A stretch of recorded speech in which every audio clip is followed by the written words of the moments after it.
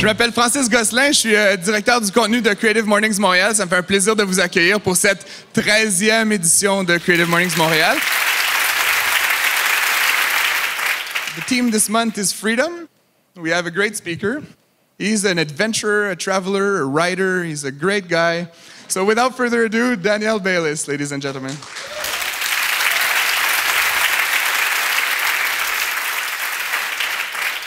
When Steve phoned me up a month ago with the invitation to possibly speak at this morning's event, I was obviously flattered. But then he mentioned the theme was freedom. And my secondary reaction was to be a little bit more hesitant.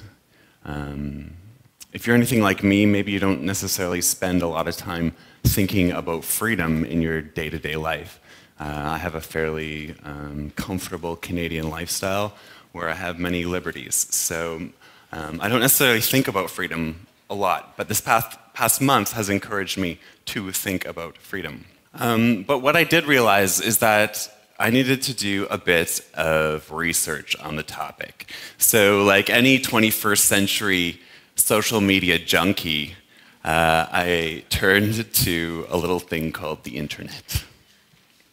I Googled the word freedom, and of course I came up with some fairly expected definitions, one might say, involving political empowerment and self-determination, the ability to act, think, speak freely. On the first page of Google, I also noticed that there was an Venn diagram. Are we familiar with Venn diagrams at all? Essentially, from what I understand, they chart the usage of a word across time. So if we were to look at freedom, we get this. You'll see right here is the 1960s, and that's when we had a lot of hippies. So, truth be told, collectively, we aren't actually speaking about freedom as much as we once were. That was an interesting insight for me. So while I was on Google, I was like, well, what does freedom look like? So of course, I clicked over to the image option. Any guesses what freedom looks like? It looks like this.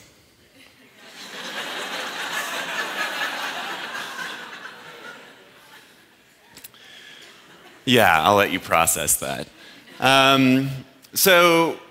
Compelled by the idea of imagery around freedom, I jumped over to another platform which I love. Do we have any Pinterest users in the crowd? Yeah, I have a lot of beautiful lives on Pinterest. I've got a nice home on Pinterest. I've got a really awesome wardrobe on Pinterest. So in that little search bar in the upper left-hand corner, I entered the word freedom. And it came up with some of these images too, but I also noticed another theme that occurred.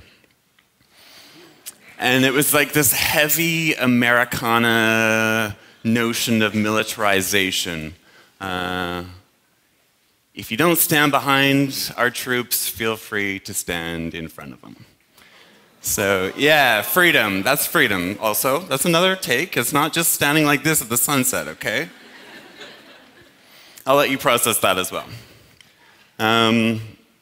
From there, I decided, I don't want to give that away yet. I decided to skip over to Facebook, where I asked my Facebook friends, do you have a place where you feel the most free, and if so, where is that? So here were some of the responses I got when I'm meditating, in the bathroom, walking with music in my ears, and my personal favorite, any toilet, taking a good crap after a long hike. Yeah. So, from my totally non-scientific research methods here, I ascertained a couple things about freedom. One, the usage of the word itself is less prevalent. Two, standing at the sunset, holding your arms out like a T might mean freedom. Three, freedom could be a heavy subject, and it might even mean, dying for your freedom. And four, the bathroom is the ultimate source of freedom. And if I were to take this data and synthesize it into one little succinct nugget, I might say that we are sending our troops overseas to defend our right to feel free in our bathrooms. For the sake of this talk, however, and for the sake of creativity, I'd like to propose a very simple definition. Freedom is the absence of constraints. Now that we have a definition, I want to tell you just a little bit more about myself and perhaps why I was invited to speak to this topic.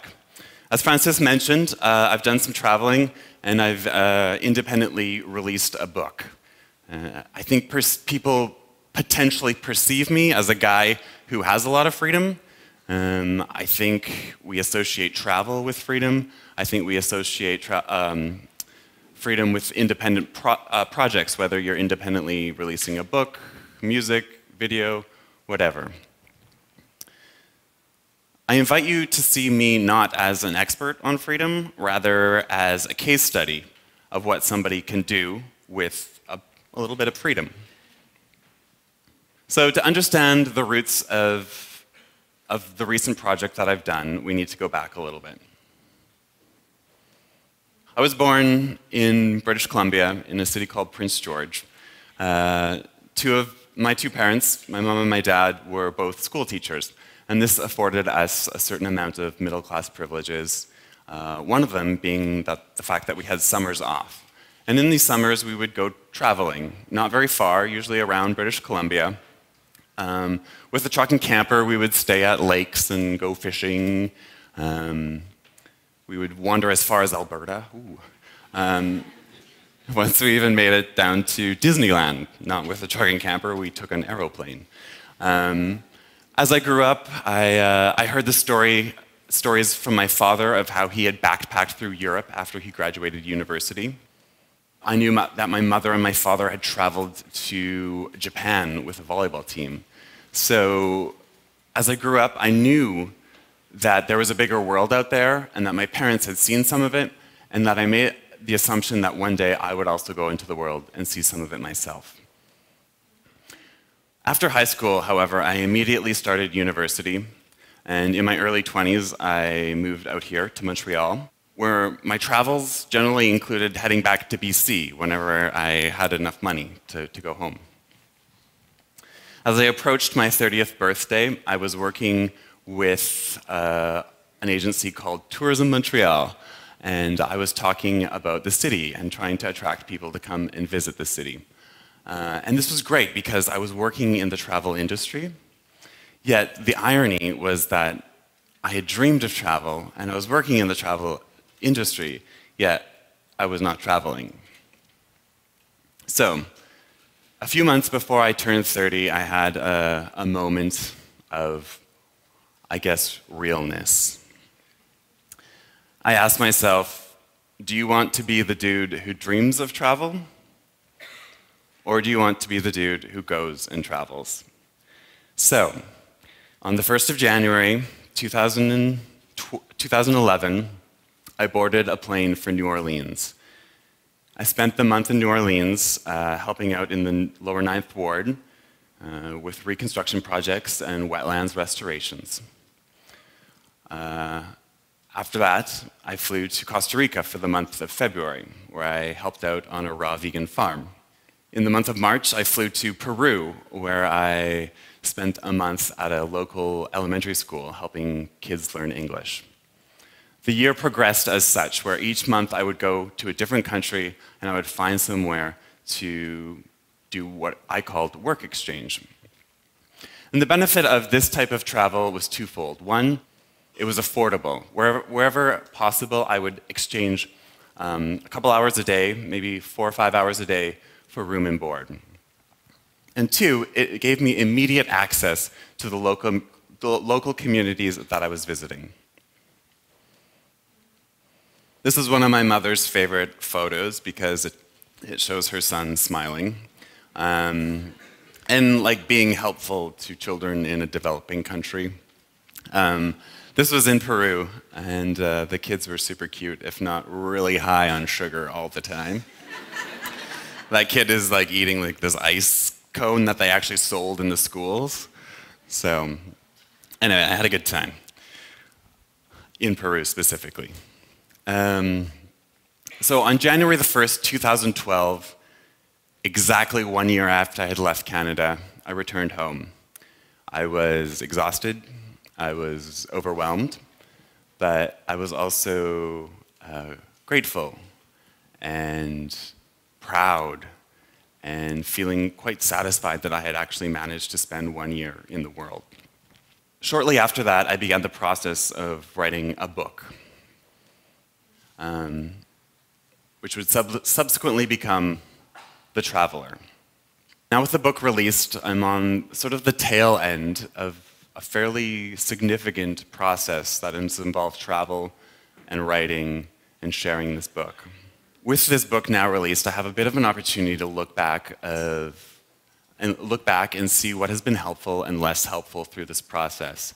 And the word freedom comes to mind. I was able to do this type of journey and this type of project because I had certain advantages. For example, having a Canadian passport got me into a whole bunch of countries around the world without a lot of fuss. Another example, having male genitalia, very helpful. Being a man and traveling is an advantage. There's a certain freedom in that. Having an able body granted me certain privileges. And having an education. In terms of the average human on this planet, I was in an advantageous place to do a journey such as this, and I think that was one of the reasons why I went for it, because it was available to me. Surprisingly, one of the things that benefited me as I was traveling was actually the very opposite of freedom. At this point, I'd like to return to our working definition of freedom. Freedom being the absence of constraints. The concept of freedom for me does not exist without the idea of constraint. When we think of freedom, we might ask ourselves, well, I would like to be more free. How do I do that? But I think the real question is, what would I like to be free from? So let's talk about constraints for a second. I think some constraints are communal, fairly common. Hands up if you've ever asked yourself the question, man, I wish I just had a little bit more time. Yeah. Hands up if you've ever been like me and looked at your bank account and been like, what the fuck just happened there? Yeah. So, time, a constraint, money, a constraint. These are often embodied in the things that we devote most of our times to, or most of our time to, our homes, our relationships, the people that we love, we take care of, whether that's our parents or our children. But other constraints we tend to think less about. For example, gravity. Whoa, it's got me down. I don't know about you. Yeah.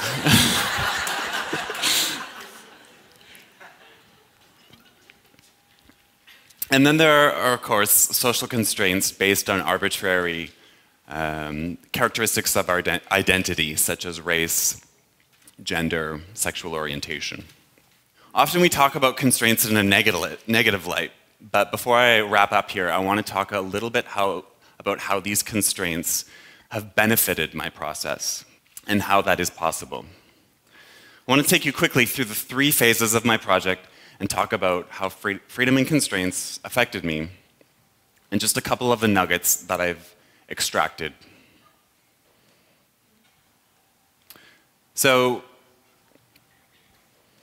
I've been on a big project lately. One of them involved, and it had 3 phases.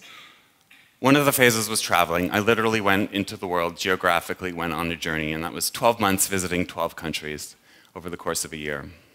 The second phase of my process or my project, we might say, is creating. This is literally sitting down and writing a book. And I know you folks are obviously here because you're interested in creativity. And this involved me literally moving in with my mother for 4 months and putting a blanket over my head and like just hammering out what my story was. The final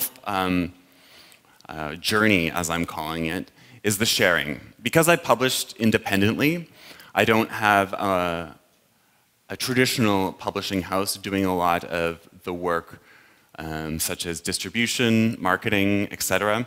So sharing is a big part of my process because I create with the intent to share. You know, sometimes we maybe make ourselves a meal at home, we're very creative with that, or we write a poem in our journal, and the intent there is just to do something for ourselves. But for me, I want to create and I want people to experience what I've made. I want to share. From each of these 3 journeys, I want to just extract a quick nugget. Oh dear. First of all, I don't know if you can see that there, but it says, traveling, constraints invite inventiveness. So when I set off to do this trip around the world, I didn't necessarily have a lot of money, but I didn't want finances to hold me back. I had a bit of savings and I got a line of credit and I was willing to go into debt for this journey. But there was a constraint around finances, and I designed the trip specifically to do work exchange so I'd be able to stay on the road for a longer period. And this itself, the constraint of money, enabled me to connect with people around the globe. Constraints invite inventiveness. Let's see if this one shows up, nice. From the creating phase of my journey, constraints are inherently part of creativity. This is sort of like a great irony for me, is that freedom is to be without constraints, but that in the creative process we actually require constraints. For example, with me writing a book, I had the constraint of words. If you write a book in English, you have approximately 170,000 words to choose from. Give or take, you can, adjust those words, or if you're like me, you actually make words up. But that itself is a constraint. You have to work within those parameters. If you're a musician and your instrument of choice is the piano, in front of you, you have 88 keys to work with. That is a constraint. So constraints are inherently part of creativity. Finally, from sharing, and this is a phase that I'm still in, I've learned that there's no such thing as an optimal model. I've chosen to self-publish or independently publish, and that's worked really great for me in many regards. I sought that method because I craved freedom. I wanted to be able to write the book that I knew that I wanted to write. I wanted to choose my own cover. I wanted to make all the little decisions ranging from what font I would use to what size the margins would be. And I got to do all of that. However, the disadvantage is that I don't necessarily have the traditional publishing house to lock me in a system of distribution and marketing that already exists. So, one thing I've learned is that independent publishing is not necessarily freedom publishing. Let's return to our definition one last time. As we take a final look here, I want to remind you that I'm not actually an expert on freedom, okay? I'm a guy who has had certain liberties, and he has taken these liberties and ran with them. Over the past couple of weeks, I've been thinking a lot about freedom, and this definition itself has evolved for me. I don't disagree with it. Sure, freedom, it's the absence of constraints. But when I really think about it, I don't ever see myself having no constraints. Thus, I don't necessarily see myself being entirely free. So with that in mind, I'd like to expand this definition and propose something else, especially for the creative folks in the audience. Freedom is being able to define your constraints. Yes. Can I get an amen? So as you leave this space today, I invite you to take just one little question with you. What are your constraints? The good ones? The not so good ones? And if you want to dive a little bit deeper, are you working with those constraints? Or are you working against those constraints? Chances are that maybe they won't disappear. I don't think anybody's going to come along and inject a few $1,000s into your savings account, okay? And gravity, well, gravity is going to stay gravity. If I could be so bold as to leave you with one final piece of advice, it would be this. If you want to create something, don't wait for freedom. Don't wait for the constraints to disappear. Because those constraints might actually be doing you a favor. When you look down on that keyboard and you see those 88 keys, that's everything you need to make something beautiful. And there's a good chance that right now, where you are in your life, you have everything you need to get started on something big. Thank you.